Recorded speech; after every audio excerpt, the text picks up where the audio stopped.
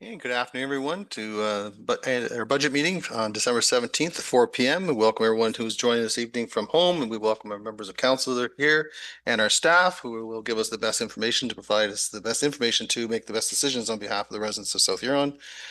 And for those that have cell phones, please make sure they're turned off or on mute, except for our firefighters.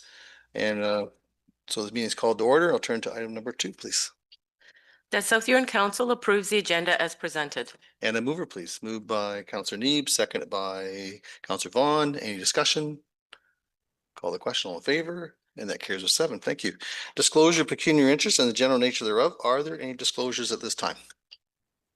Not seeing any. Move on to item number 4, 4.1. Through the mayor, perhaps Julia, would you mind going through the memo at a high level for council? Thanks.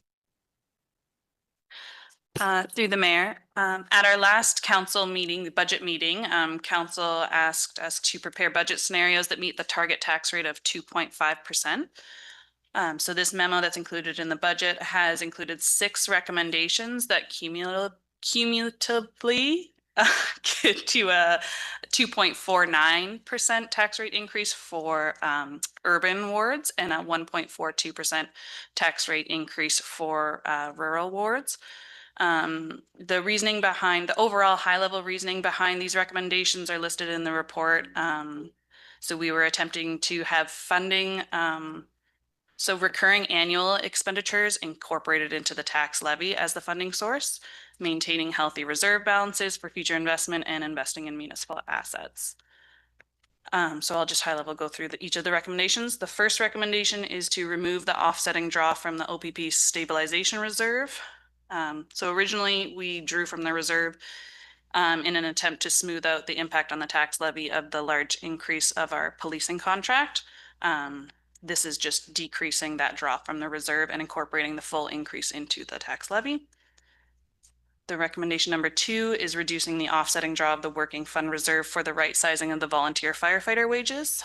So the increase in the 2026 budget for volunteer firefighters right sizing the budget was $100,000. And that full amount was pulled from the working fund reserve in the original proposed budget. So this is proposing to reduce that pull from the reserve by $50,000. Recommendation number 3, we received new information about the insurance cost for 2026, which was brought up first in our previous budget meeting.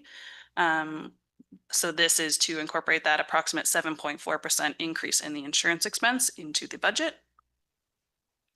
Recommendation number 4 is reverting the funding source for a portion of capital project 2026 TH01, which is the engineering for the town hall roof replacement, putting that back on the levy. Recommendation number 5 is reducing the draw from the transportation capital replacement reserve for capital project 2026 TS10 by $85,000. This is to preserve the transportation capital replacement reserve. Recommendation number 6 was to increase the dedicated asset management levy by an additional 0.25%. There's any questions on that? Any questions from members of council? Councillor Vaughn, go ahead, please. Yes, in recommendation number 3, there's a number of departments affected with this insurance, one of them being the environmental and for 4,500. And so I'm wondering which part of the environmental, because there's more than one kind of, well, I'm trying to understand whether it's user fee or levy. Through the mayor, that would be that should be the user fee, the $4,500. So that may be a change that I would need to make. Thank you for pointing that out. Any other questions at this time? Councillor Oak and then Councillor Neeb. Yeah, thank you. Again, on the insurance, just wondering, when does it come up for renewal? Like we used to go out to like a 3-year tender or 2-year tender. I forget what it was. So just remind me. Through the mayor, the CAO can correct me if I'm wrong, but in 2026, I believe, is when we'll be going out to tender for renewal. Yeah. Thank you. Councillor Dietrich, you had something? Thank you to the mayor. Road graders, how many road graders do we have now?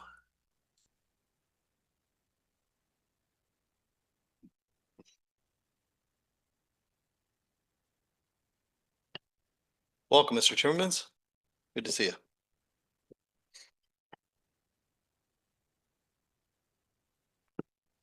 Through the mayor, 3. Did we not have 4 when you started? Through the mayor, no, that's since I've three. been here, it's always been 3. Right. So you can get along okay with 3? You got enough? Yeah, okay. Just didn't know how many you had. I know Councilor Oak and I talked about it one day, and I think they had 2 in Osborne, 2 in Stevens. So I just wondered if Through the mayor, I don't know when there was more. Back in the day, there was more probably. But as long as I've been here, any documentation I've seen, it's always been the 3. how old are the other 2 then?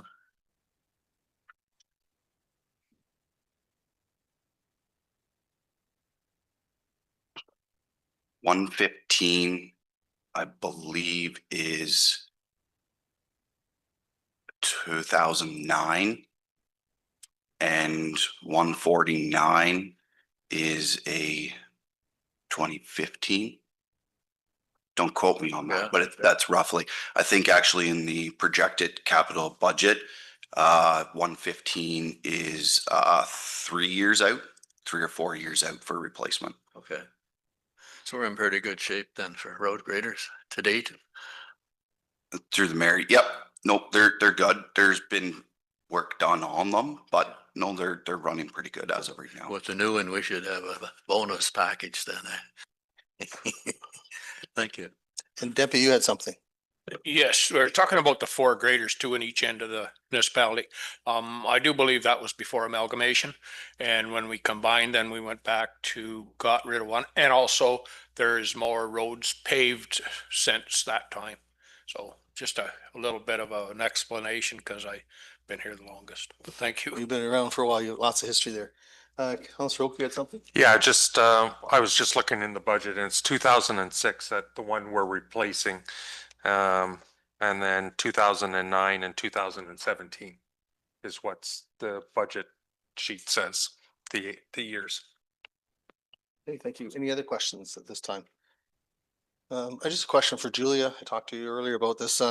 We're doing the budget now, which is great, and I know the other municipalities across the county are as well. I'm just wondering if at some point we get a snapshot of where we stand against the other 8 lower tiers, maybe March or April, nothing urgent, just to show that we're in the middle or the high end or low end, and I'll leave it to you for that. Any other comments? Okay, not seeing any. Continue.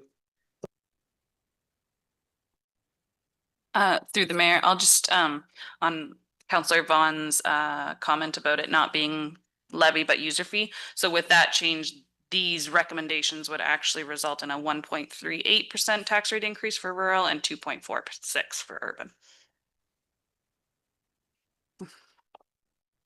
Okay, thank you. Okay. Okay, go ahead. Through the mayor, we can read the resolution as far as for information. However, if council wants the changes done, then the clerk can assist with resolutions unless there's other changes that council wants to discuss. Okay, are there any other changes at this point, Councillor Vaughn? Yes, I'm just wondering if this is a good time to talk about the other proposed amendment that's before us, which is regarding the Heritage Committee. I think it's come up under 4.2, turn Oh. to staff, that's okay. Okay, anything further on this actual 4.1 at this time? Not, please go ahead. Let South Huron Council receive staff memo FIN memo 05-2025, reaching target tax rate for information. And the mover, please. Moved by Councillor Neeb, seconded by Deputy Mayor. Any discussion? Call the question, all in favor, and that carries a 7. Thank you. And then we'll go to 4.2. Go ahead. To the mayor, did anyone want to make resolutions for the recommendations as outlined in the report? Go ahead. Yep. Yep, I would be okay. These are all great recommendations. I think it makes sense to pull from the tax levy and not from the reserves if we don't have to. So I'm okay with making that motion. Councillor Oak, get something? You're asking for a second? Yeah, I'll second it to discuss it further. Yeah, yeah.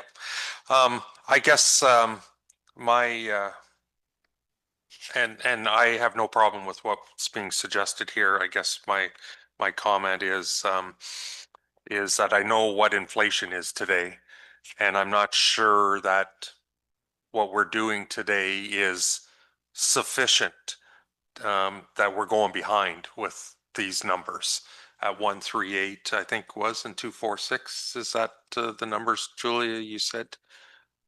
Yeah. So I guess I'm just wondering if there's if staff have any recommendations of anything that we should look at, or whether we should be, just rounding it up a bit more, right? Whether it's throwing some money towards another project that we're working on, or what other suggestions there are. So we're on this proposed amendment now then? So we're. No, we're on the other, Okay. the recommendations for these, or the resolution was for these recommendations, right? Plus others. Go ahead. Sorry, through the chair, just to provide some clarification. So these recommendations that were outlined within the staff report, there's either the opportunity to vote on each recommendation, that would then create 6 separate amendments, or if you wanted, it could be combined into one, just for consideration. Should, in the event there was a veto, it vetoes the resolution itself. So if there was a specific item within those recommendations, the entire resolution would be vetoed, not just the one. So if council wanted to proceed, we could do it as individual ones and go through each item. And then after those amendments are done, if there's further discussion on other possible amendments. Councillor Neeb? I would be okay with recommendation 1, moving that one to start discussion on it. Councillor Oak? Okay. Second. Okay, any discussion on that? Okay, So just through the chair to provide clarification. So the first recommendation that the 2026 budget be amended to remove the $53,023 draw from the OPP stabilization reserve, thereby fully funding the OPP policing cost increase via the tax levy. so we have a mover and a seconder. If there's any further discussion, call the question. All in favor? And that carries with 7. Thank you.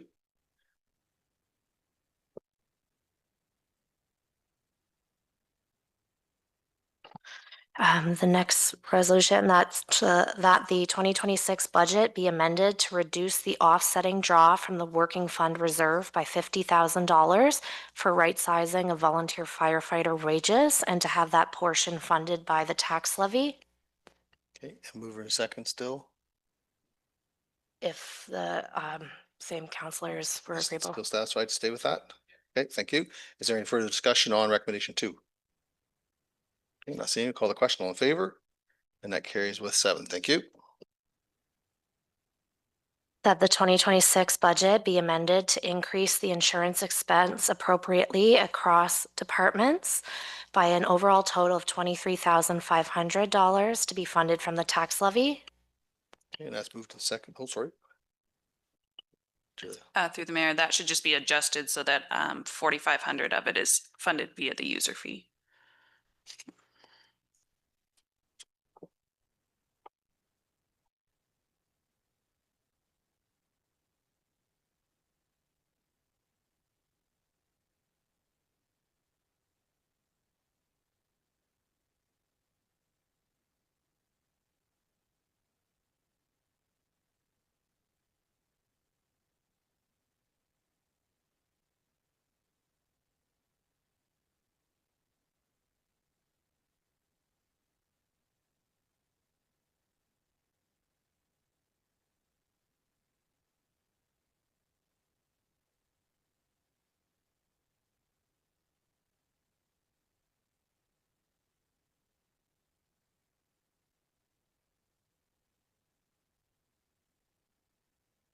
That the 2026 budget be amended to increase the insurance expense proportionately across departments by an overall total of 19,000 funded from the tax levy and 4,500 from the user fee.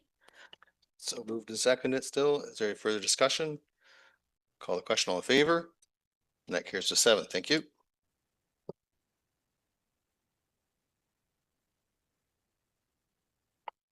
That the 2026 budget be amended to have $22,935 for project 2026 TH01 Town Hall roof replacement engineering funded from by the tax levy. That's so moved and seconded. Any further discussion? Call the question, all in favor? And that carries with 7. Thank you. That the 2026 budget be amended to reduce the offsetting draw from the Transportation Capital Replacement Reserve by $85,000 for project 2026 TS10 replacement of the 2006 Volvo G740B Grader 93, and to have that portion funded by the tax levy. Still moved and seconded. Is there any discussion? And call the question, all in favor? And that carries with 7. Thank you. That the 2026 budget be amended to include an additional 0.25% general levy increase, $28,543 to be put towards the asset management levy. And it's moved and seconded. Is there any further discussion? Councilor Yee? If we were to adjust the this amount by increasing it up to where we would get to that 2.5 threshold, how much would that be? Through the mayor, about $5,000.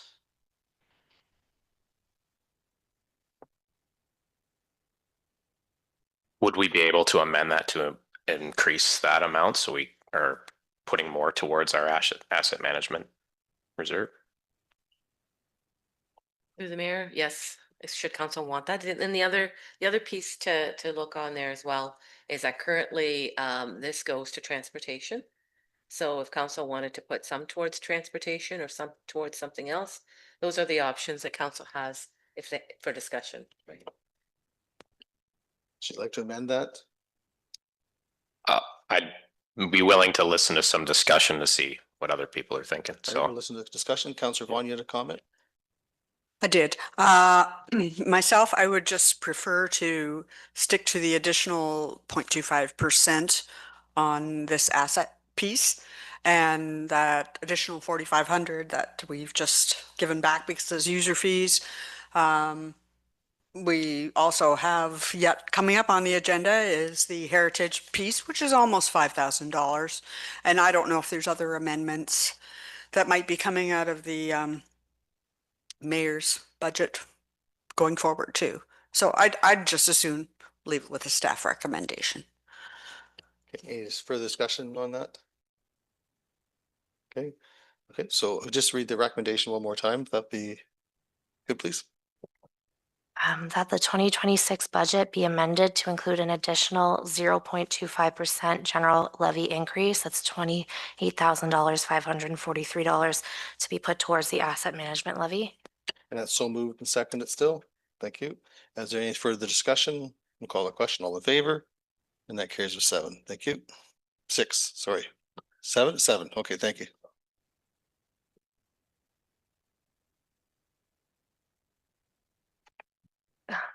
So there was also, following the publishing of the agenda, an additional amendment proposed from Councillor Neeb in regards to an increase to the Heritage Advisory Committee's budget. Okay, Councillor Neeb. thank you, Mayor Finch, through the chair. So as council recall from the terms of reference, the committee, one of the items that's within the committee is plaque and commemoration programs. Another thing too, which this is the first time the Heritage Committee has done, is provided a year-end report, and that was submitted to council a few weeks ago. In the year-end report, in our terms of reference, it requested the committee to put forward a budget for the next year detailing a rough work plan. So a few weeks ago, that letter to council, the committee is looking to expand the plaque program to finish off the designated properties. I think we have 3 so far. We're also going to expand the photo program by hanging photos in public facilities that the municipality owns, with photos of heritage buildings and so forth. And also the continuation of educational events and costs associated. So one of the things we're looking to do in April is a barn preservation event. There's an organization called the Ontario Barn Preservation Society, and there we have a speaker that's going to be coming to the municipality to talk about the ways people can understand how their barns are built, also ways in which they can preserve them. There's also talk too, where I've talked a little bit with the chair, it hasn't come up at the committee meeting, about heritage farms and expanding that. I believe 6 years ago, Century Farms. And there's a program too through the junior farmers to recognize Century Farms 125, 150 years. So those are some of the events that the committee's looking at doing. Specifically with the plaques, that's kind of, if you recall, we requested a budget amendment earlier this year. Just with the costs, we weren't able to do them all at once, so we're hoping to finish them off. So this extra money would be able to finish that off. Great, thank you very much. Good explanation. Councillor Vaughn? Yes, the only question I have is, what is the amount that you're actually proposing? Is it 3,000 or 5,500? Do you have a number in? I'm sorry? Through the chair, the original budget that was allocated to the Heritage Committee was 3,000. So we'd be moving it from 3,000 to 5,500. Okay, thanks for that clarification, but that made me think of something else. So last year, when you brought forward a recommendation to increase, like do a year, mid-year, and it was deferred or declined, what was that amount of money? Like, was that only $2,500? Like, just trying to think in terms of, if you're at 3, what do you need to finish off what you were looking for last year? Based on the letter, the expansion of the plaque program to cover the 4 remaining designated properties was 4,000. And the reason why there's more is to allow for the buffer. We were worried about increasing costs from this previous year. For the photo program, it's $500. And for the continuation of the educational events, it's $1,000. So this was in the year-end report to council from a few weeks ago. Okay, thank you. Any other questions? Deputy. Thank you. Is that me? The Century Farm recognition, I believe that was started back a number of years ago. And I just wondered where it ever got to or how it fell by the wayside and where it's coming back from. Thank you. Who'd like to? Councillor Oak, go ahead. Sure. I remember there was an event my first term of council where they caught up with a bunch of the properties that had hit the Century Farm or other. They've also got now where there's 125, 150, 175 plaques that can go now, little plaques to add to the sign. But there was a celebration there, would have been in my first term, and we had it one night here in council chambers where people were given their Century Farm signs if it was over 100 years but yeah, I don't know, we haven't had it since. Councillor Need? Yeah, thank you through the chair. So that program is actually run through the junior farmers. So my understanding was either the Heritage Advisory Committee or the Heritage Foundation worked with property owners if they needed to do any research into the age of or how long that property had been within their family. And I believe we're getting almost to the 10-year mark. I believe it was 2016 or 2017 when that event was held, actually in the council chambers and in the Verity room. So the program still exists. It's just the property owner has to submit information to the junior farmers. What happened 10 years ago was the committee worked with the junior farmers and worked with property owners in order to facilitate that event, which would be a great event, and it just depends too, I think, for the committee on whether we have the capacity to do it. But that's what we can explore in January, February when we have our next meeting. Any other questions? Okay, not seeing. So this is still new to us, how we do with this proposed amendment form. Turn to the clerk to make sure we do it properly. So the proposed amendment that the 2026 operating budget be amended to increase the Heritage Advisory Committee's budget from 3,000 to 5,500, and that would be funded from the general tax levy. And that was moved by Councillor Neep. Okay, thank you. And is there a seconder for that? Councillor Oak seconds. Any further discussion? Okay, call the question. All in favor? And that carries with 5. Thank you. Okay. Next item here. Next steps, I believe. So if there's any other amendments that council would like to discuss, we could do that before going to next steps. Are there any other amendments at this point? Councillor McLeod-Haggett, go ahead, please. Sorry, I'm just looking for clarification on after recommendation 6, based on the proposed budget, what that paragraph means.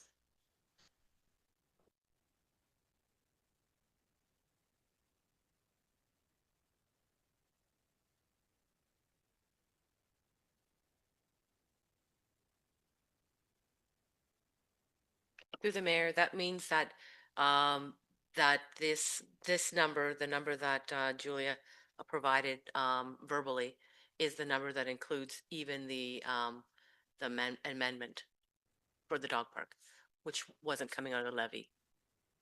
Okay. Julia has go ahead, Julia. Through the mayor. Yeah. So just to clarify, I put those in brackets just to show that that is captured, but those resolutions regarding the carry forwards and the dog park, they didn't impact the levy. So it didn't impact that bottom chart, but I just wanted to show that that is there. That is the whole budget. Okay, anything further?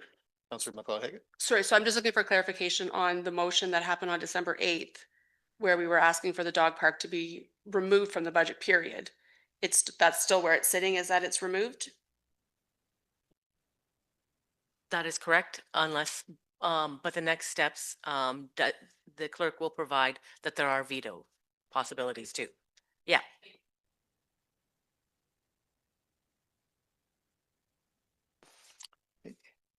Councillor Oak?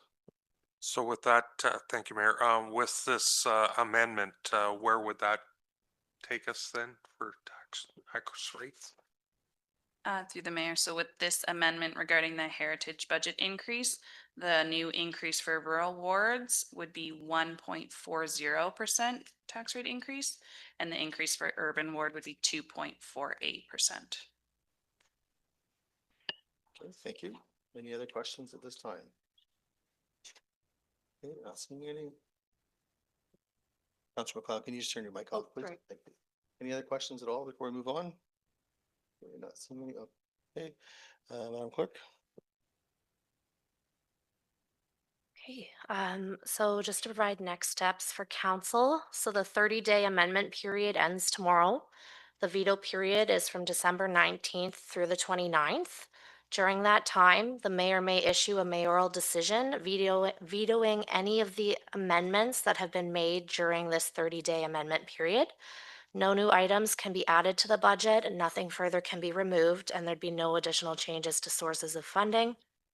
Should any of the amendments that have been made during this time be vetoed, it is as if the resolution of council never happened. Should the mayor veto any amendments, the 15-day override period begins following the expiry of that veto period. So should a member of council wish to proceed with an override vote, please reach out to myself in order to have it included on the January 12th regular council agenda. An override vote does require 2/3 of council in order to pass. If an override vote passes, the original amendment that was approved by council during the amendment period is in effect. However, if it fails, the veto stands. If there is no veto, the budget will be deemed adopted following the expiry of the veto period, which would be December 30th, or earlier if the veto period is shortened by the mayor. If there is a veto and any override vote, that would occur on January the 12th. So the budget would be deemed adopted following that time. So just to clarify, there is no resolution or bylaw that gets passed in order to adopt the budget. The budget is deemed adopted following the expiry of the period within the legislation. Okay, thank you. Go ahead, Council. Through Mayor Fitch. So I'm just wondering if the mayor can shorten the veto period so that we could potentially adopt the budget sooner to allow staff to get things going prior to January 12th. Through the chair, so through the legislation provides that following the expiry of the amendment period, the mayor has 10 days to either veto an amendment if they so choose or not. During that period, the mayor could shorten the veto period if they choose through mayoral direction or directive. So it'd be a written directive to shorten the veto period. However, it's not a requirement. If there is a veto, again, it would go to the January 12th for a vote if council would like to proceed that route. Council, go ahead. Sorry, this is all new, so just things are popping up. So if the mayor was to not veto or himself decide to shorten the veto, if we were tonight to say that if everything stayed as outlined, nothing changes with the vetoes, that we could potentially pass the budget holding it until the veto period is over, and then should nothing change in that veto period, the budget is then passed and staff can start.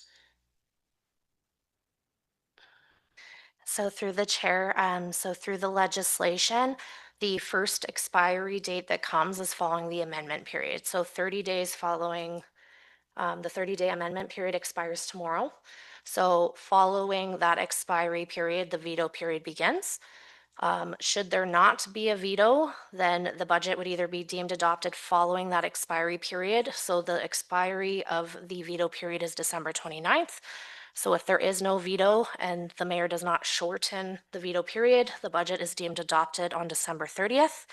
However, the mayor could also shorten the veto period should he choose. And at that point, the budget would be deemed adopted following the expiry of whatever date is outlined in that decision. So I'm going to ask the question then, Mayor, are you looking to shorten the veto period so that the budget can be adopted and staff can get things going ahead of 2026? We'll just have to see, have to make review all this and see where we stand with it. Quite honestly, what's the best interest, right? Any other questions? Okay, not seeing any. I guess we're gonna move to 5, but we don't have our guests here yet. So Through the mayor, they are on their way and they're expected to be here shortly. I'm wondering if we could call a recess until they arrive. yeah, I agree. We'll recess until they do arrive. Thank you.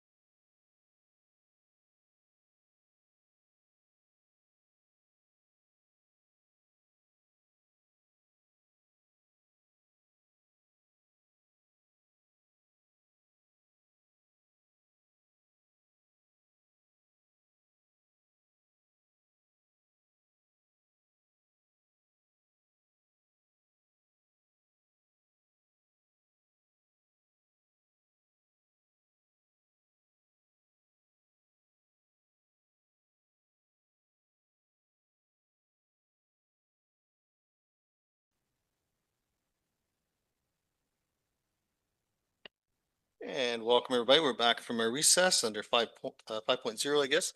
Our water and wastewater rate study. We welcome our friend Nancy. Good to have you. Whenever you're ready, please proceed. Thank you. Good afternoon. Sorry about the mix up on times earlier, or I could have been here a bit earlier. I'm going to use my screen here, so I'll say next slide, but I can't quite see that far away. So thank you. Just want to introduce, we've chatted before, but we are underway with the water and wastewater rate study, as well as a development charge study, which will be coming out. It's not complete yet, but want to give you an overview of where we are on the rate study. There has been some refinements since we last met. Talk to you about the current rate and the rates and rate structure, as well as going over how we've projected growth into what customers you will be servicing for water and wastewater over the forecast. Talk briefly about the capital forecast and operating budget and forecast that you will need to fund from your water and wastewater rate revenues, and then look at what those rate forecasts are. And there are different components of the rate structure. A portion of the charge is related to the Exeter Hensel debt. We will talk about that because it is going to be updated and changed, as well as the regular base charges and volumetric rates we'll be projecting over 10 years, and talk about the capital financing that is associated with that and some of the assumptions that are built in, as well as where things may change depending on the amount of take up of growth and the projects that need to then be put in place for that, because that can over time result in some different financing options that you may be faced with in the future years. And then just give you a summary of the water and wastewater debt assumptions, and talk about next steps. Oh, next slide. Just to let you know, there is two components of the rates, or of what we're doing for water and wastewater. The first is the rate study. Once that is finalized, you will get a final report. And then once that is determined, there will be a water financial plan that is generated from the water rate study, which is really an accounting document that you need to submit to the province for continued license renewal to provide water to your customers. So right now, we're only going to talk about the rate study. Currently, your bylaw 66-2021 includes the rates that are in place today. Next slide. As I was mentioning, there are some differences in the charges. For residential, most residential customers pay a quarterly base charge regardless of how much water or wastewater they utilize. There's also a charge for apartments, and that's on a per unit basis. So where a residential home, for example, a single family home or a townhouse would be paying $111.69 quarterly for water and $137.85 for wastewater, the apartments, every unit pays slightly less than that. It's based on about 75% of that residential charge. For the non-residential customers, their quarterly base charge varies based on the size of the meter that measures the water going through it.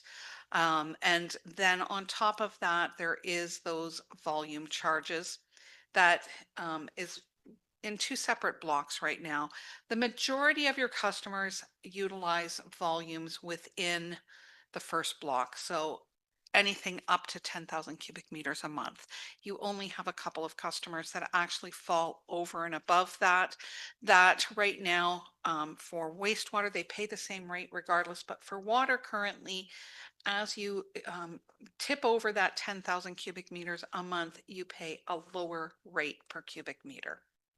And then there are still some customers that are not connected to the water system, so there's a flat rate and charge for the wastewater services that they receive. As well, there, as I mentioned, there is an existing debt charge that is imposed for the Exeter Hensel pipeline that was put in years ago.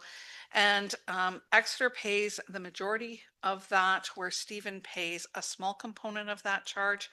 Those charges are in place. Again, they vary by the size of the meter for the non-residential customers, and the apartment units pay slightly less than what a residential unit would pay right now.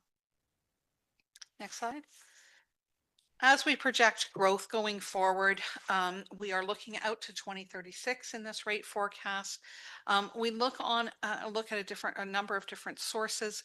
The Huron County Population and Housing Projection Study final report in 2024 allocated growth in the urban service area for yourselves. And so we've considered that. We've also, as mentioned, been working on the development charge background study, which also utilizes that county projection as well as recent building permit information from your municipality itself to project forward what the growth is going to be.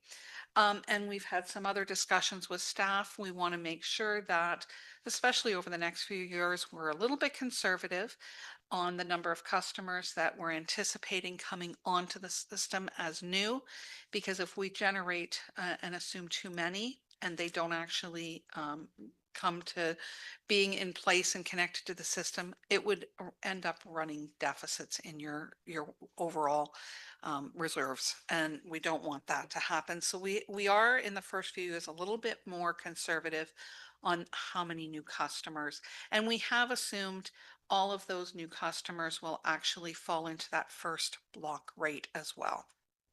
Next slide. As you can see, what we have assumed, you're currently for water at 4,955 customers, with 30 additional customers coming on in 2025, and that growing over the forecast period up to an additional 511 customers to be added. As well, there's additional apartment units assumed to be generated and put in place in the next 10 years, with another 98 by the end of the forecast period being in there, so that you would have a total of just over 5,500 customers by the end of the forecast period. You'll note that we don't have non-residential new customers in there, and that's again to be a little bit more conservative. We are anticipating some growth in the non-residential sector that'll be connected to the system, but it's very hard to tell if any type of non-residential user will be a very large water user or a very small water user based on just the square footage anticipated. So again, it's conservative, and any new customer that comes on, you would charge the rates to them. It would generate a little bit more revenue and help at the end of the year. If there's a bit of a surplus, it would go into reserve. But if there was any other cost fluctuations on actual expenditures throughout the year, it would help mitigate that as well. Again, as noted, all of the new customers we're assuming is in that first block rate for the volume rates that are in place. Similarly, next slide for wastewater, similar assumptions. We are assuming that every new customer coming on will be on both the water and wastewater system. So we have the same growth over the forecast. And of course, there's a little bit different numbers to start with. For the existing customers. So by the end of the forecast period, we're assuming just over 5,550 customers will be connected to the systems. Next slide. So for your capital forecast, we have looked at a number of sources to generate what will be needed to be spent over the next 10 years. Part of that is looking at your existing system, your asset management plan, and identifying what needs to be replaced that is in your current system that's coming due for replacement, as well as growth-related needs. Now, as I noted, if growth differs from the projections, the timing and need for some of the capital that is related for growth may shift. If your growth comes sooner, you may have to actually put some of the growth-related infrastructure into place sooner.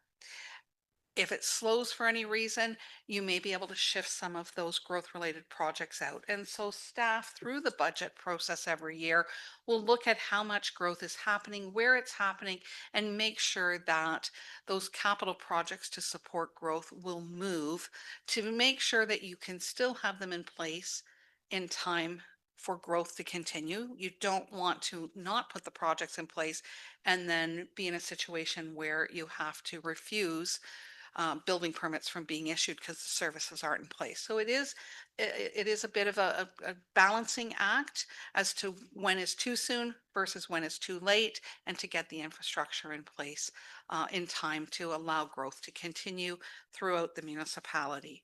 So just want to note that, because when it comes to a lot of the growth related works, of course, through development charges, you collect over a longer period of time. And so a lot of times you have to have the works in place up front to allow those building permits to be issued, which means you have to cash flow some of the works. And often that means that you have to issue debentures and finance them through those types of loans, or work with the development community to have potentially them put some of the works in place up front and have a payback period for them over a longer period of time. So there are some assumptions on debt that will be needed in this forecast period related to that growth. Right now, the rate study assumes that the development charge rates that are in effect now will continue with just inflation. However, we are anticipating an increase in those rates through the DC study that's going on. But until such time as those get implemented, we don't want to assume you're going to get a whole lot more revenue. So part of the cash flow and debt needs is also because we haven't embraced new rates yet in the forecast period.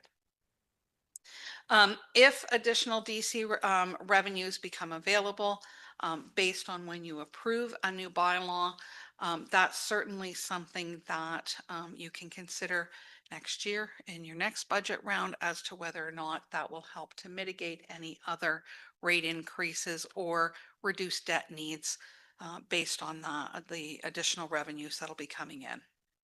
At the moment, I do want to point out that there is a deficit that we are anticipating in the development charge reserve funds at the end of the forecast period. It is significant, especially in the wastewater system. And that's because the rates are much too low for the works that are needed at the moment for that system. It's minor on the water side, but it is pretty significant on the wastewater side. And without an increase in that development charge rate, it will result in potential increases in your rates that would then have to fund those costs, and or some other type of revenue source that would be needed, whether it's grant funding if you're lucky enough to get it, or some infusion from property taxes potentially. So I do want to point that out. Next slide. Over the 2025 year, this year, you have projected and spent about $2.9 million on water. That is projected over the next really 11 years, from 26 to 36, to have capital needs of over $32 million for the water system. As well, as I noted, a lot of that on the water side is replacement needs and not a lot of growth. You can see some of the growth related costs in there are just over 1.1 million. On the other hand, if you look at the wastewater system, you've got over $10.5 million worth of growth related needs that are anticipated to have to be put in place over this 11-year forecast. So in total, this year, about $9.5 million needed to be spent. Going forward over the next 11 years, almost $38 million in the wastewater system. So it is significant. And that's where a lot of those growth related costs really need to be monitored closely and annually reviewed to make sure the timing of those and the cash flow is there for those going forward. Oh, you got a question? Thank you. On these two charts, they've changed significantly since the last iteration that came out.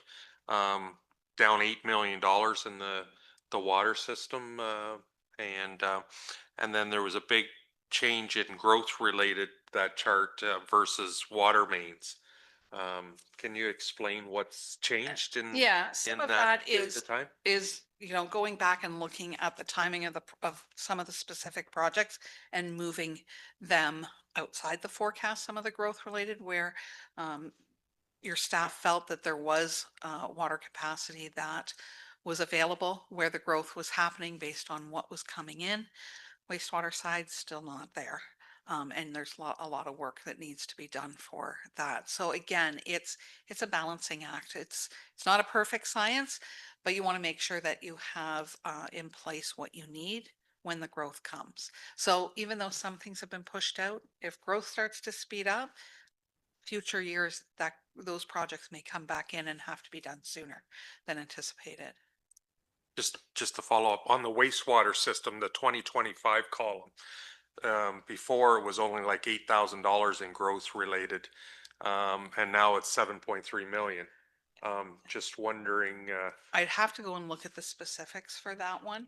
I yeah. know that there was some movement there. And the wastewater mains was over 8 million and now it's 667,000. So I just, It may have been how we classified the growth-related projects for the benefit to existing component, because a lot of times with the growth projects, there's a growth component and there's a replacement component. And so it may have been how we classified them in the last iteration of this versus what we have in here. If you're replacing a wastewater main or a water main and upsizing it for growth, there's a component that we call a benefit to existing that gets deducted out. I believe what we did in the last iteration is we captured that up with the replacements versus with the growth related projects. And that's the major difference.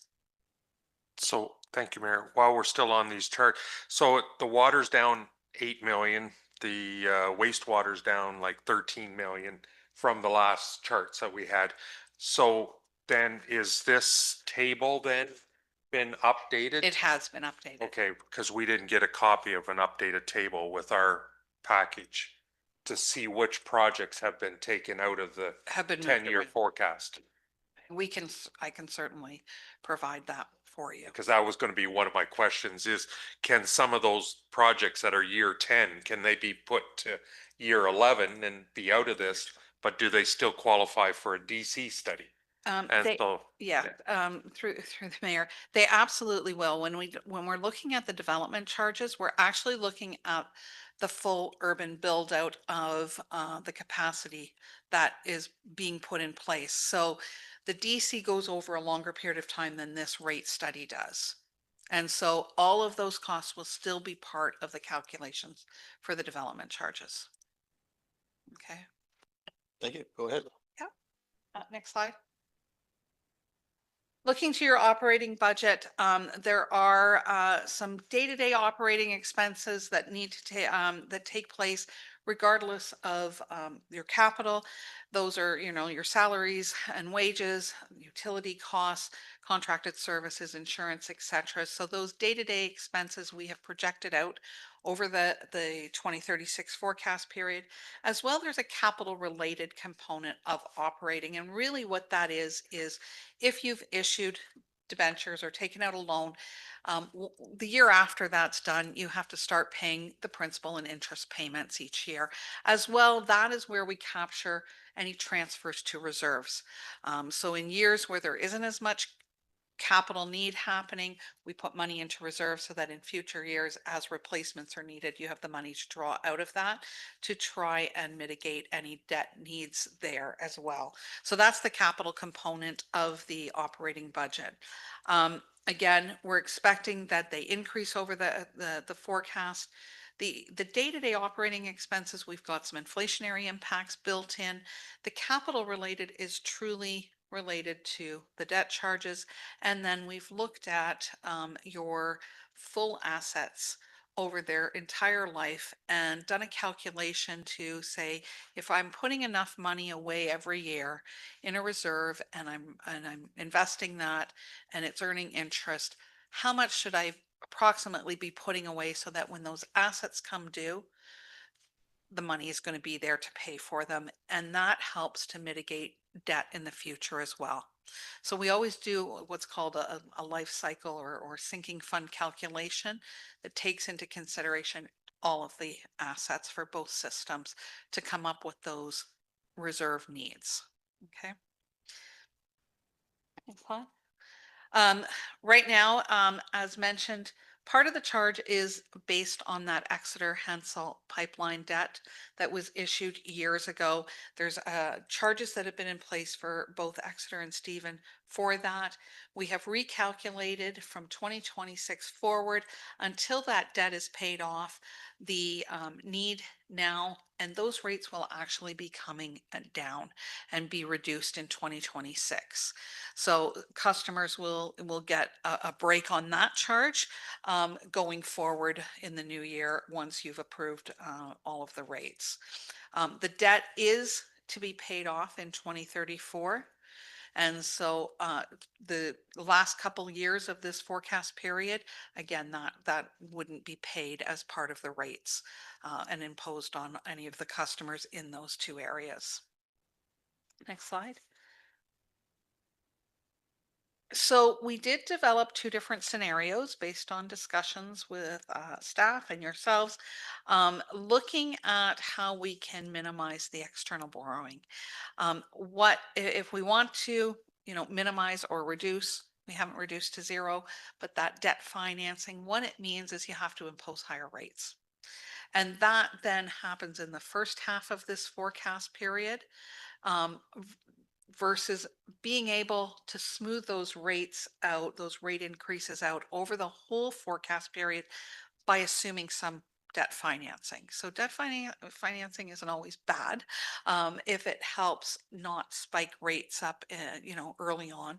And so those are the two scenarios that we've looked at. Next slide. What we've looked at, again, total expenditures from 26 to 36 over that forecast period. The expenditures don't change, it's the financing that changes on it. And so what we're seeing is that for the water side, there's really no difference between the scenarios. We're not generating new debt on the water system. On the wastewater system, though, there is a difference between the two scenarios. And really what that is related to is the debt needs that are over and above the London Road South trunk debt that you've already approved to be issued next or through this year's budget process. So in the future, we're looking at under scenario 1, about $4.2 million worth of debt being required versus if we smooth out rate increases in scenario 2, you'd need $7.4 million of debt financing. So, almost a $3 million difference there. But those are the options in front of you. If you would prefer to increase rates a little bit more in the front end, then we can keep that debt down to about 4.2 million, those needs. So those are options for you to consider through this budget process. Next slide. Just a summary of the existing debt for the services. As mentioned, there's about $5.5 million still outstanding for that Exeter Hensel pipeline debt that exists. It will be paid off in 2034. The Huron Park debt, we're assuming would be paid off by 2046. And then there is some debt on the wastewater side that we've assumed here. The London Road South Trunk Sewer that you've already approved, again, that's to be to confirm when you're going to issue it, and would then consider the payment off of that over, depending on the term that you issue it on. But other debt is scheduled to be paid off over the 28 to 46, 47 period. So we have looked at some of these over a 20-year forecast period to issue the debt, 15-year debt, 20-year debt to again smooth out so you don't have large rate increases. Next slide. So this is really a sample under scenario 1 of what a residential home would be getting in the base charge revenue. It would be a 10% increase every year for the first 4 years. Then it would drop to a 5% annual increase from 2030 to 2033, and then a 3% annual increase thereafter. That volume rate averages around 1 to 2% annually over the forecast period, with more of the 2% in the first 5 or 6 years that would be needed, 1% in the back end. On the wastewater side, again, the first couple years, if you're trying to keep debt down to that 4.2 million, you'd need a 15% annual increase for the next 2 years, 10% in 2028, dropping down to 5% annually for a couple of years, and then 3% thereafter. And what that looks like then for the annual bill is right now, a customer in 2025 would be paying in Exeter about $1,826 for water and wastewater services. That's projected to increase to about $2,523 by 2036. And in Stephen, they'd be paying about $1,563 today, and that would increase up to that same $2,523. And what's happening there is as the Exeter Hensel debt is paid off, every customer starts paying the same amount over this forecast period. Next slide. Scenario 2, you can see in the front end, the base charge rates are smoothed out. So instead of having those large increases, it's smoothed out to 6.2% annually over the forecast period. And then the volume rates are around the 2% mark annually over the forecast period with minor fluctuations. Wastewater, again, where we were showing 15% for a couple of years and 10%, that's down to 6.1% annually over the entire forecast. And again, just over 2% annually for the volume charges. What that generates is going from $1,825 today in Exeter up to $2,614 by 2036, and in Stephen going from $1,563 today up to that $2,614.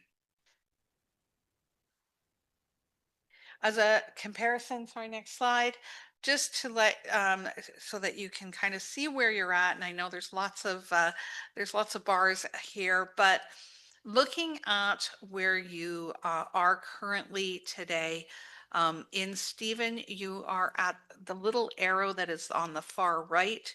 That is what Stephen would be paying today.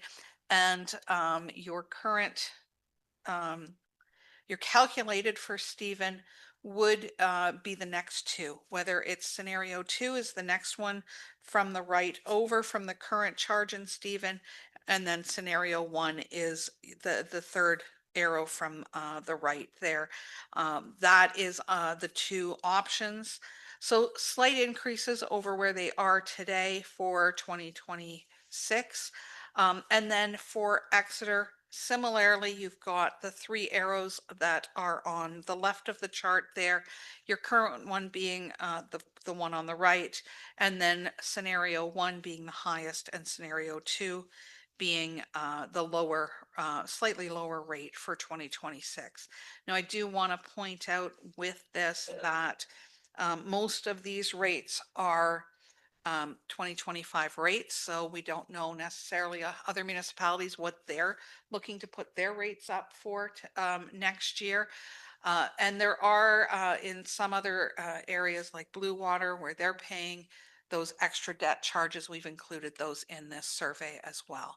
So, you're still sort of in the same range of where you are today and where you're looking to go next year under either of the scenarios. And still really sort of in the middle of the pack of your comparator municipalities around you.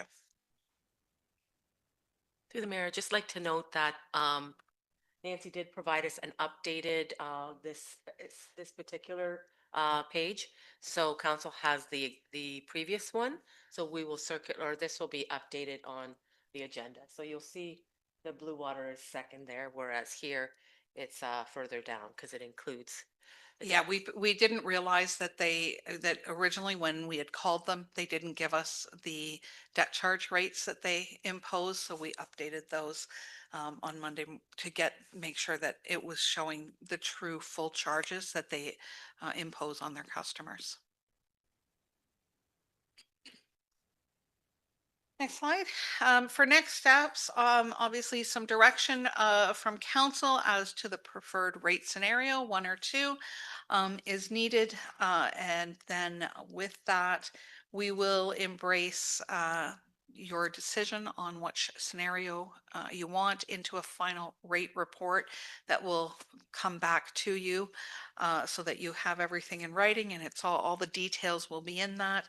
We will then take that water rate forecast and convert that into the financial plan that you need to submit to the ministry for your ongoing water license renewals and update the bylaw that would be required.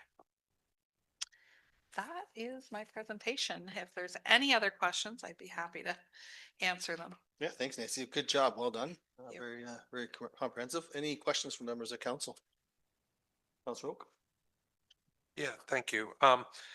You mentioned that on one of the slides here that for water, it didn't matter which scenario for capital, for debt requirements or anything like that, give or take. And there was a big difference for wastewater as far as debt requirements. I guess the question I have is, with the scenarios, is there a scenario where we can phase in one and be more aggressive with the other? Because this one you're showing phasing in over a period of time, all of them equally, or spreading it out. Can you have one doing one and one doing the other, or do they both have to be treated the same, I guess? That's through the mayor. That's entirely up to you. I mean, if you want that, you can do what, yeah, they're independent of each other. So we're not showing borrowing between the two funds. We're showing external borrowing. It might be more difficult if there was internal borrowings happening between water and wastewater to do 2 separate scenarios. But that's certainly something that you can consider if you want scenario 1 for water and scenario 2 for wastewater or vice versa. Just correct me if I'm wrong. We do have some borrowing between the two right now, don't we? I believe. There is some right now, but for the additional debt going forward, we weren't anticipating internal borrowing for that. We've assumed external debentures would need to be sought out. Okay, thank you. Any other questions for Nancy? Councilor Vaughn? Thank you. So there's a couple of different grids contained here. The first one on page 8 talks about the capital forecast. And Councillor Oak was asking a couple of questions about, our previous presentation to this presentation. And for an example, it's showing water system being total expenditures of 32 million and something. And then on page 12, when we're talking about the rate forecast scenarios, that comes up to 40 million and a half. And so same thing on the wastewater, but bigger, from 37 to 50 million. Yeah. So on slide 8 for the mayor, slide 8, you'll notice we've indicated that's in uninflated dollars. So that's in today's values, even in the future years. However, we want to make sure what we build into your rates is based on inflated values. So in 2036, you certainly won't be paying for capital at today's rates, at today's values.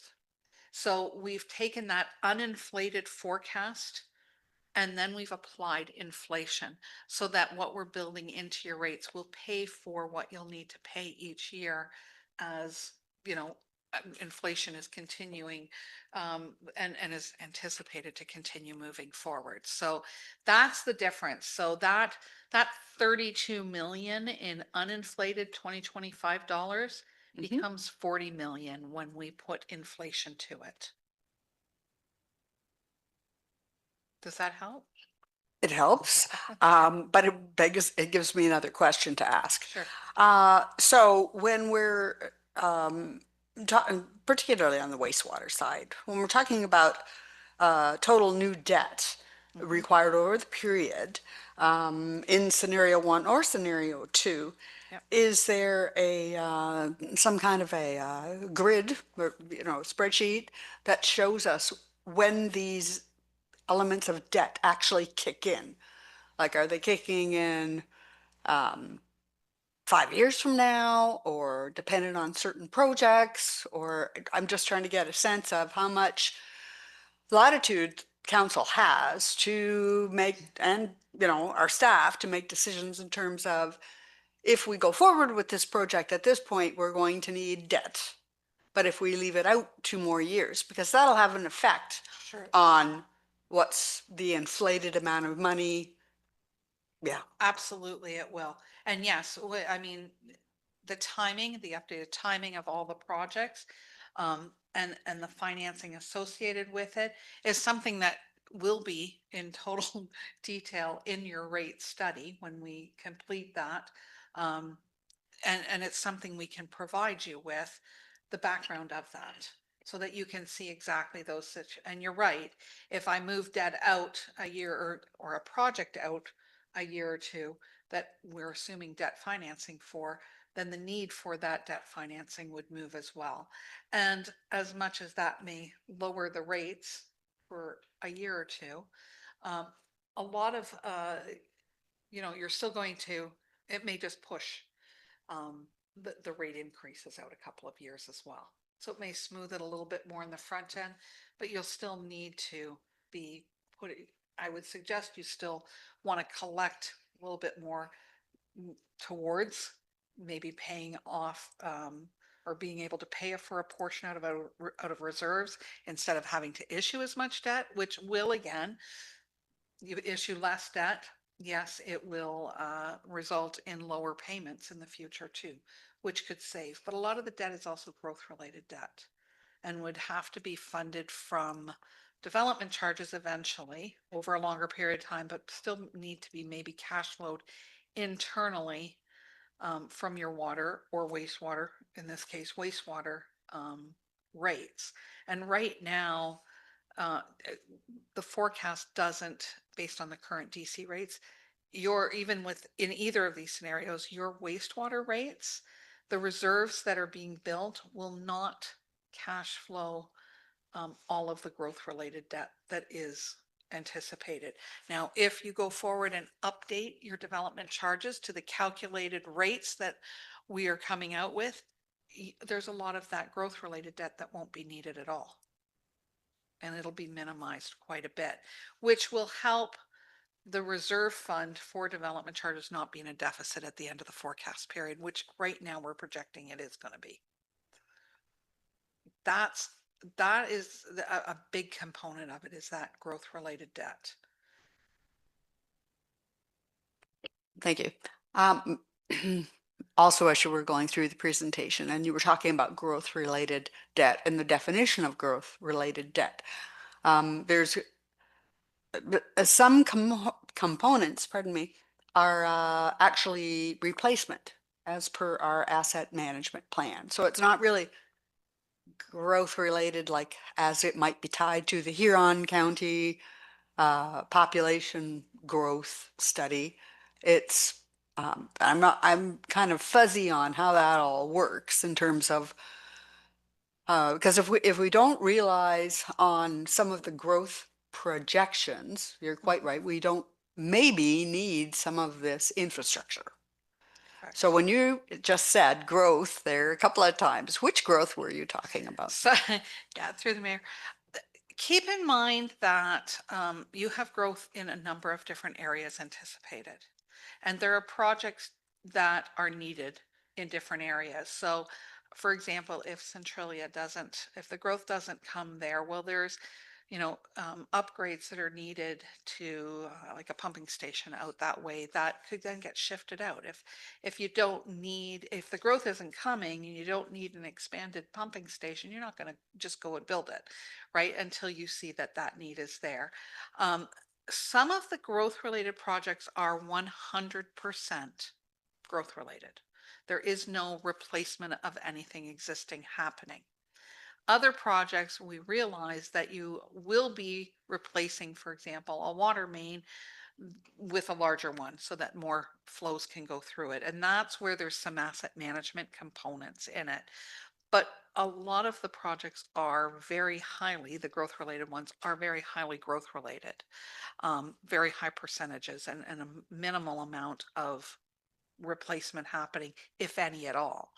However, all of those growth related costs that have now been identified because you've just undertaken a master plan earlier this year and approved it, they haven't made their way into the development charge calculations that you're imposing right now. And so that's where I was saying at the beginning, we kept your current rates, development charge rates, and assumed the growth would be paying those.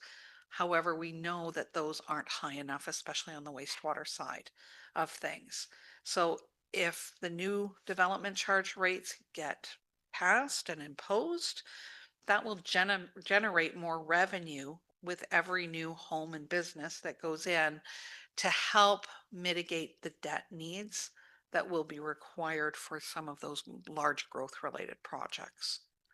So what we're really trying to do is consider, the non-growth related components of it that have to be paid for through the rates, and understanding that because we're looking over a longer period of time for when all the growth is going to pay their charge for those growth related works, there may be a need to cash flow either from, your water or wastewater rates or from other municipal sources. And that's going to be tough when we're projecting an $8 million deficit in the DC reserve fund at the moment by the end of this forecast period because of all the growth related debt.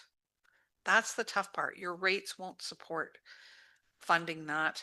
And it would probably utilize a lot of your other resources for other services as well, if you needed to do that.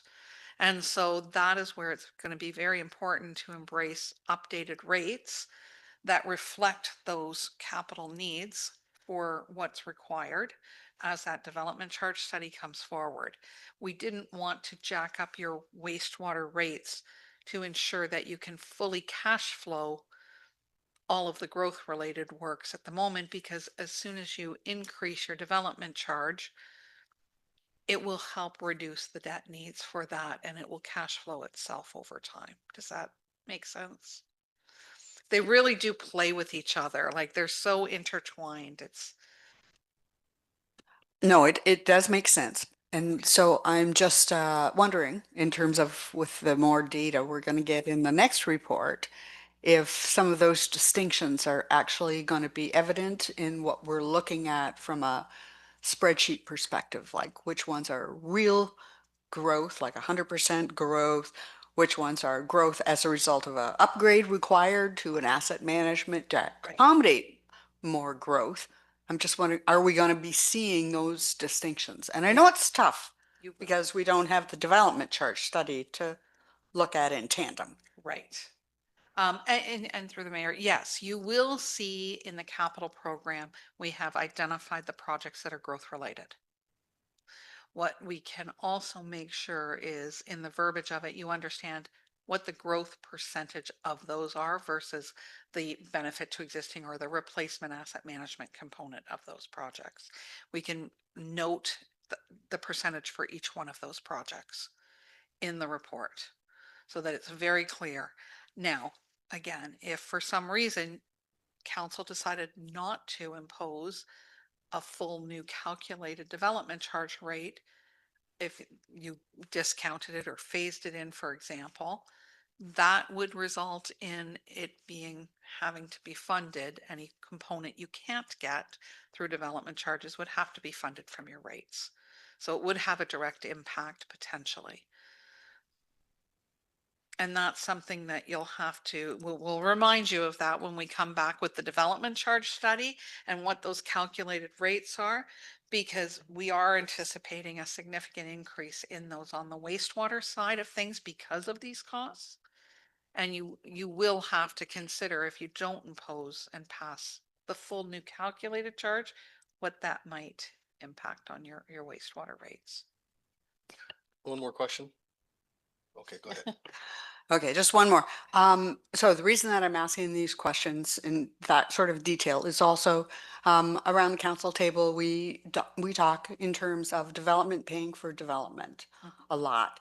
And I do realize that some upgrade projects, it's not as easy to do as a brand new pipe in the ground to go to a certain subdivision, which is why I'd like to see those kinds of distinctions in the information that we're provided. So that whole concept of development pays for development. Let's say Crediton is a whole new subdivision where you don't even see on the table right now. Are you factoring in the whole concept of development paying for development as another source and not just debt? Through the mayor. There's a couple of, let me break that down. It's not an easy yes or no. I would, if the new development charge calculations that identified all of those projects were in place today, we would have increased the development charge revenue anticipated from the growth in this 10-year forecast, and it would generate more revenue, and you'd be required to issue less growth related debt, or be able to at least pay for those annual debt payments that are projected for the growth related projects out of those revenues. So we haven't embraced the new rates yet because they haven't been passed. And so no, we haven't fully embraced growth paying for growth in our revenue calculations. We are allowing the development charge reserve fund over the forecast period to go into a deficit. And that's because we don't have those new rates in place. And that's why we didn't want to jack up the water and wastewater rates to fund all that growth related capital, because we are anticipating that there will be an increase, maybe not a full increase, that's up to you, to those new calculated rates. But we're hoping that, your consideration will keep in mind the impact on your water and wastewater rates if you can't recover, if you're not going to impose a full new calculated development charge rate. So it's not fully embraced right now, but we're not overinflating your water and wastewater rates, assuming that you won't embrace some new development charge or increased development charge. Growth paying for growth is unfortunately something that is not 100% able to be done for any municipality. And that's because the province has changed the legislation related to development charges significantly over the last 5 years, and have introduced a lot of mandatory exemptions and discounts for certain types of development, especially around residential, to try and overcome the housing crisis right now. Now, the federal budget has also noted that if there is provincial matching funds, grant funding programs are going to be made available to municipalities for large infrastructure projects where municipalities are willing to keep their development charges down. So you may pass a new calculated rate that's higher and embraces all these growth related costs in the new year. But then throughout next year and the next few years, when these programs for grants become available, staff are going to tap in and apply for everything they can possibly get. And what that might result in is if you get a grant towards a growth related project, you'd be able to then reduce the development charge rates that you pass. So that, I mean, you're not trying to collect more than 100% of what you need from anyone. But that's something that at this point, we know they've announced it, but we don't know what that program is. We know that it's going to be related to infrastructure, and water, wastewater, and roads are the biggest components that they're looking to help municipalities with. But without a specific program and application date and parameters around how much you can apply for yet, what you might be successful with, we have to assume that you're not going to get grant funding when we're undertaking those development charge calculations and putting the full costs into that rate at this point. Okay. Thank you very much, Nancy. Very well done. Thank you for all the questions from the council. Julie, you had something. Go ahead. Through the mayor, Nancy, you mentioned a couple times the deficit that will be in the wastewater development charges reserve fund. I wondered if you could just kind of expand on that and what that means, that there's a deficit in that reserve and where that money comes from, basically, and kind of the magnitude of that deficit. Yeah, through the mayor.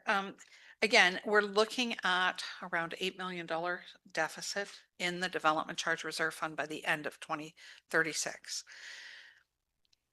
Few things may happen, depending on the projects that actually go forward, the amount of growth that happens, that may be more or less. If everything was to work out perfectly the way it does now, you keep the current development charge rates, don't, have an increase when that comes forward to you, don't approve an increase, then what we know is you will not have enough funding in your rates to cash flow that. And you will have to increase water and especially wastewater rates, over and above what we're showing in either of these scenarios to cash flow that. Or the alternative is you don't do some of those projects and there's certain areas of the municipality that just will not be able to grow any further. And you put a stop on growth in certain areas because of the cost of it. And if you can't pay it, you can't pay it. It also, though, helps staff looking at the timing and the amount of growth and where the projects are needed, negotiate with the developers to potentially help put some of the infrastructure in place up front and have a longer payback period. And sometimes some developers are willing to help out to get their projects ongoing, but they do want to see a payback at some point fully, right? So it's how long can you stretch that out to try and mitigate, those development charge reserve fund deficits that we're projecting. So there's a few different options and things, but you do need to consider that without an increase to the development charge rate for wastewater, you can't afford the program at the moment, and you can't cash flow that internally from your wastewater rates or from your other tax supported revenue sources that currently, understanding from Julia, doesn't allow for that at the moment either, without tax increases or just the moving out of projects and potential slowdown of growth in certain areas, because you don't want to tie up all your other finances that you may need for other services and utilize all your reserves for one service. So that it's a real balancing game on that. But there is significant capital works needed for wastewater services and your for the growth stuff. Most of those projects are 80 to 100% growth related, but the growth is projected over a very long period of time. And so the timing of putting those projects in and getting the money and getting a rate in place that reflects those, the true costs of those, it's going to be very, very crucial in the new year. Thanks, Julia. Councillor Oak. Yeah, thank you. Yeah, I appreciate those comments. That's assuming there's no grants Absolutely. in all of this. So, some of the growth that we are doing is because of grants. That, like the London Road trunk sewer. And so that we can't count on them. I know that for sure. But, so some of it maybe is put on hold until upper level of government can help, Help out. right? So, the comment on the capital budget forecast, the 10-year capital budget, there's a number of projects that are 2035, 2036. And I guess it's almost like some of them are maybe placeholders, so that we don't forget about them. Because, whether it's 2036 or 2037, 10 years from now, I guess the question is, should they be in it? Should they be not in it? How does that affect, because some of them are large, like there's probably $8 or $10 million that are in the 2035, 2036 category. And if those were out of there, that changes this whole equation significantly overall. So I guess we eventually we're going to have to replace them. There's no question. It's just a matter of the timing, because this will be reviewed in 5 years again, and we've got new math at that time again, and what projects prioritize over the other ones. I guess, what is the risk of taking some of those out of this forecast today, putting them out 1 year, and 5 years from now adding them back in? Eventually you're going to have to pay for them, but maybe there's some other, by then maybe growth has taken and can help cover some of the extra cost as well. So what do you see other municipalities, I guess, doing with some of these projects? Are they deferring them out of the 10-year forecast in some cases? Through the mayor, yes, there are those that defer them, but eventually you gotta deal with it. And if it's deferred out keep in mind, remember I said we do that sinking fund calculation to say, we're dealing with what's happening in the 10-year, but all those assets that are not in this forecast period that fall outside it, we're still doing a calculation to say, how much should you be saving and building up your reserves a little bit every year and saving the money so that when they come due, you've got money there. So that you might take it out of the capital, but then the capital related operating expenses for transfers to reserves is going to go up. Not necessarily 1 for 1, but it wouldn't be just a net take that out and there's no impact at all. It would still generate a need to save up for it more. So I want to note that, but I mean, you've undertaken a master plan too that has identified and looked at a lot of these. Yes, every 5 years you update your rate study and you look at going out further and you look at, any project as it's getting closer to its average useful life, which is a lot of times the longer forecast period of what we're looking at. Staff are going to look at that in more detail. I mean, if something is working and functioning well, I mean, they're not going to replace it just because, we said it was going to have a 50-year life and it's 50 years, so we better replace it. If it's functioning perfectly well, they're not, that's where you start looking the conditions. Well, it's still operating properly. There's been no breaks. Things are still good. That's where things will be shifted out. A lot of, what has been looked at through your master plan and the work that staff does on a regular basis is considering condition, average useful life, where there's been, breaks and other concerns and stuff going on, where there's known growth, sometimes, well, if growth is, we have to replace a pipe and upsize it for growth, it might not be at its full useful life, but we want growth to continue to happen. So some projects might be done a little sooner than they otherwise would have been, just because you have to upsize it for growth. So all of those considerations your staff are looking at, and trying to best with the master plan and all the knowledge they have is plot these projects into the forecast period. And yeah, moving it out a year just means next year it's back on the list. And so 5 years from now, that last few years will be part of the current, short term, 3 to 5 year period that you're looking at. So I know in speaking with Don, he was concerned with pushing out any more than what already has been through what we did internally before coming to you. And that program was something he was really comfortable with.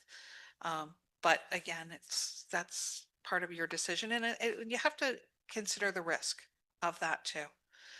Because the longer you delay it and don't show that it's needed, the higher the risk of failure on it as well.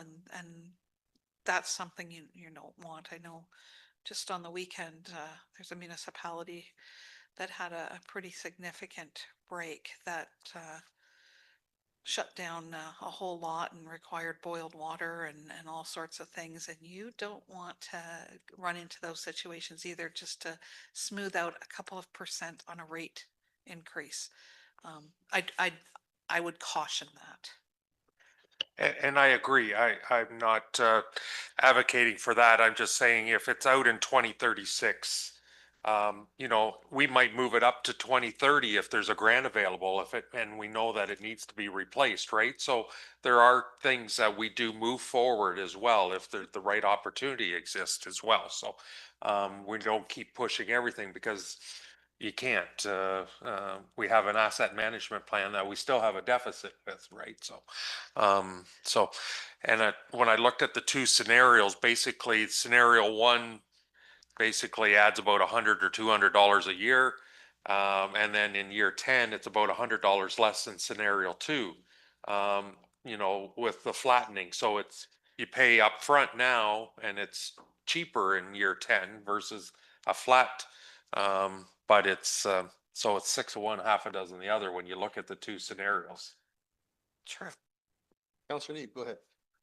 I guess the one issue I have with scenario two is just at that and the end of that forecast, we have that 3.2 million extra in debt, which is still part of our municipal debt, which if DCs don't line up, that's going to impact our ability to borrow down the road too. So, I understand this is part of a it's a working document that we're going to be looking at every year moving forward. But I think, in my opinion, I know scenario one is a little bit more painful, but it's the more realistic and takes on less risk in the long run. Also, 10 years out, our users would be paying less than if we smooth the rate out. So that's just my opinion. Great, thank you. There's nothing further. Thank you for your presentation. You're welcome. Appreciate it. Okay, Ms. Basula Carlson. Let South Huron Council receive the water and wastewater rate study as presented by Nancy Neal from Watson and Associates. And a mover, please. Moved by Councillor Neeb, seconded by Councillor Oak. Any discussion? Call the question. All in favor, and that carries with 7. Thank you. 5.1, please. Next steps. Okay, next steps. I know that the presentation had some options here for next steps, and I wondered if council had some direction at this time. Okay, who'd like to begin? Councillor Vaughn. Question before I begin, so to speak. So are you asking us about what we prefer, scenario 1 or scenario 2? Is that what you're asking? Yes, if you're in a position to provide that, direction, and then at that point, it'll be incorporated and then brought back, the rest of the documents. That's what Nancy, what Watson and Associates needs, or some kind of a direction on which way to go in order to bring back the report. Okay, should I go on? Okay. My preference would be scenario 2. I really think 10% is a bit of a belt in the teeth for our constituents right now. That's not to say scenario 2 isn't going to also be very difficult on the wallet when you look at that. I see how the scenario 1 sort of paints the picture that you're getting all the pain done in the first 5 to 6 to 7 years or whatever, and then rates drop dramatically. I don't think that's realistic to look at that as a real thing that's going to happen, because over the next 5 or 6 years, the whole landscape's going to change. And on our next 5-year program, we're going to be looking at something we weren't even thinking about today. And those rates, to me, they're not even worth looking at because they're just not real. I do think as a council, we have to, especially since we've got a wastewater situation, we really have to look at how much money we're actually going to spend on these growth related projects. And so since it's difficult to know what's really the growth related versus upgrade growth, and what kinds of things we might ask a developer for under the development pays for development, it's tough right now to come up with oh gee, I like scenario 2 versus scenario 1 better, because there's a lot of unknowns that our DC study will help us with. And there's also in terms of when would we incur this debt, which is not, to my thinking, really known. So in the absence of not knowing that and not knowing if we're going to be successful with government grants, I think council's going to be at a point at some future time where we're actually going to be saying, do we really need this? Do we really need to have every area of South Huron growing and charge all of our constituents to get there? I have a problem with taking that approach, that we're just going to spend the money. So I'd rather go for the conservative scenario number 2. And that's just my thoughts. Thank you. Just a question. I think at the end of our last workshop that we had, we talked a little bit, or started to talk about the idea of the water rate, or like the price of water. You know, right now the price of water is going up 5% or whatever, right? From Lake Huron water system. We had talked about if, you know, as opposed to putting all the increase on the base charge, whether you put some of the increase on the actual volume or what they use. And if people that actually are not using as much water,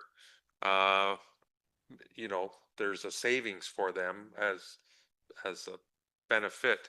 I guess any comment on that? We had just started to talk about that, and then we ended our workshop that night. So Through the mayor, keep in mind that on the pure day-to-day operating expenses, probably somewhere in the range of 85 to 90% of your costs are fixed, regardless of how much water is actually utilized and billed to the customers through their meters. So that quarterly base charge that is in place is really trying to capture a good portion of what you have to spend, regardless if someone turns their tap on or flushes their toilet or not. The capital related component of it, related to debt charges, does change based on when the debt is issued, and that the transfers to reserve really wouldn't change a lot either, because there's still non-growth related infrastructure and capital projects in this forecast that has to be paid for, and you're either transferring money into the reserves and then taking it out of the reserve to pay for capital.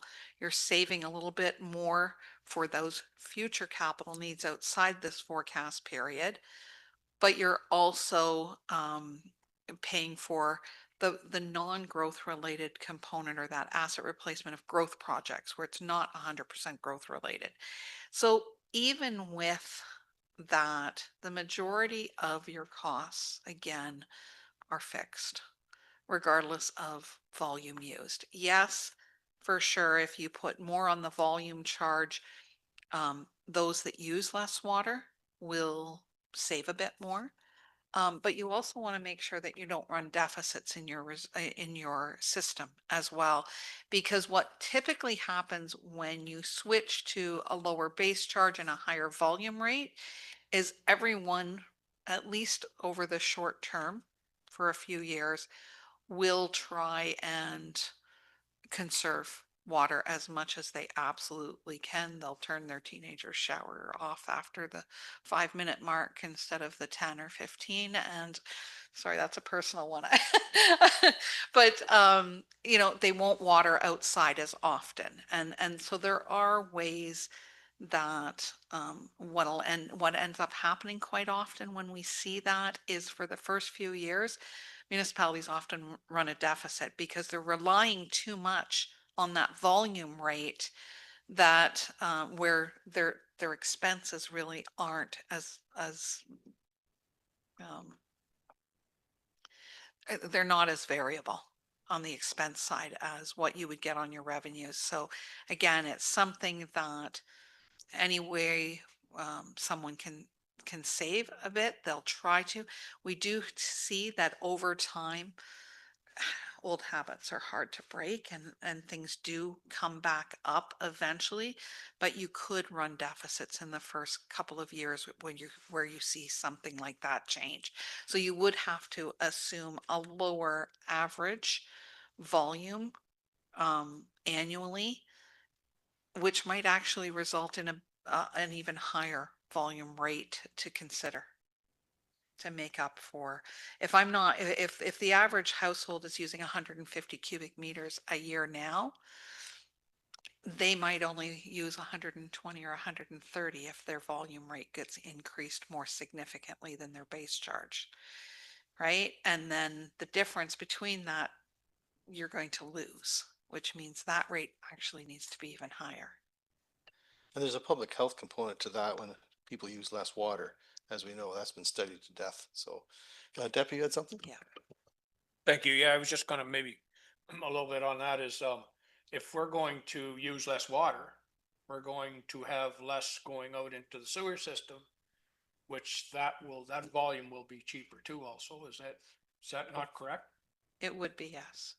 So I guess I have a little issue of tacking it onto the water part for the simple reason we're already given a couple of the big users a decrease now. So anybody that's using a large volume of water, we're going to tack it onto them. And I can see the next thing happening, especially in the rural communities, starting to drill wells. Then you got that whole complete volume of water gone, water base and all. So I think that's something we need to be very careful of also. Thank you. Councilor? Yeah, thank you. And no, I'm just asking the question because we started to talk about it. Now, I did notice in scenario 2 that the volumetric percentage is double of scenario 1. Can you explain that concept? Again, we're still trying to recover the costs needed. And so where we're trying to, smooth out those increases on the base charge, the difference has to then be picked up from the volume charges. So you do see higher increases for those. Councilor McClellan-Hagan. So I think just listening to everything that you said, it was a lot of information to take in. But I kind of fall in line with what Councillor Vaughn is saying, where we have to look like we have one term left for this council. The next term, there'll be a new report done. Part of these numbers are kind of irrelevant in some sense. And growth is starting to slow down a bit. Like my husband's a builder. We talked to many developers. It's slowing down. I work in a lawyer's office, real estate, slowing down significantly. So I think as council, we also have to look at the projects that are projected and what is actually needed for growth. And you made a good point earlier saying where maybe we have to reevaluate what areas growth is actually happening and not just try to do growth across the entire municipality. We need to look at sections that have infrastructure in the ground, the potential to build on that before expanding out further. So I would be in favor of scenario 2. Okay, thank you. Any other comments in regards to scenario 1 or scenario 2? Councilor Neeb. I guess my only concern with that is council and staff, the municipality. We can't predict where growth is going to occur. We don't control developers or development and their ability to apply for land use applications. I had one question. In the different scenarios, like say on slide 15, there's the billing impacts and it provides the total annual bill. That total annual bill, does that take into account the base charges as well as the volume? Yes, it does, as well as the extra Hensel debt until that's paid off. Thank you. Councilor Neeb, follow up? Yeah, and again, I don't really want to beat this to death, but again, with the scenario where we're not borrowing as much money, and down the road we're looking at $3.2 million worth of debenture. And again, this is a working document, but I would rather take the less risky side in making sure that we have this infrastructure paid for. And if that means that we have to increase some of the rates in order to see some of those rates come down, I think we're just kicking the can down the road. I think what we're going to see in 5 years' time, if we don't adequately prepare, is we are either going to have to take on more debt, or the rates are going to go up further. And again, it'd be nice if every 5 years we just keep kicking it down the road, but that's resulting in higher costs for the users. So whether that's in 5 years or 10 years, and these numbers are the best numbers that we have based on the information available. It doesn't mean that they're struck in stone, but I think that's the way we should be looking at this, is they're not fake numbers. This is based on data and facts. And so for me, that's why I would be in favor of scenario 1. Thank you. Any other discussion? Okay. Does anyone want to put forward a motion for scenario 1 or scenario 2? Go ahead, Councilor Neeb. I'll put forward a motion for scenario 1. Thank you. Would like to read that recommendation, please?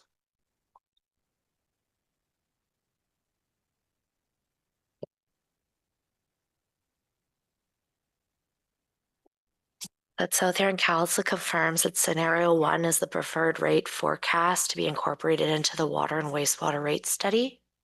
So moved. Is there a seconder for that, please?